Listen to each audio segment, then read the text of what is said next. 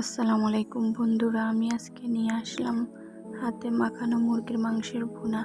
আশা করি আপনাদের সবাই ভালো লাগবে। প্রথমে আমি একটা বলে মুরগির মাংসগুলো নিয়ে নিলাম।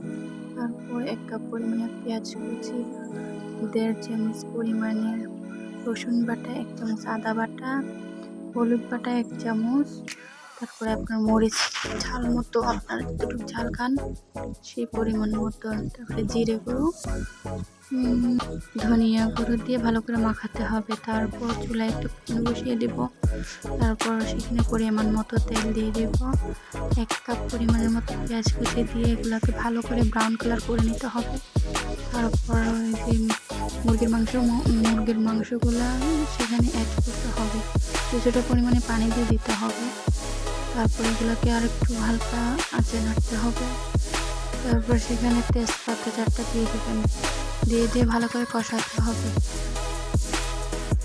তারপর ঢেকে 10 মিনিট কষাবেন। কষানোর পরে গরম মাংস মশলা আমি বেটে রেখেছিলাম সেটা দিয়ে দিলাম। দিয়ে আর একটু ভালো করে এগুলোকে কষাতে হবে। কষিয়ে আপনার পরিমাণ মতো পানি দিয়ে দিতে হবে। দিয়ে এগুলাকে আধা ঘন্টা রান্না করতে হবে।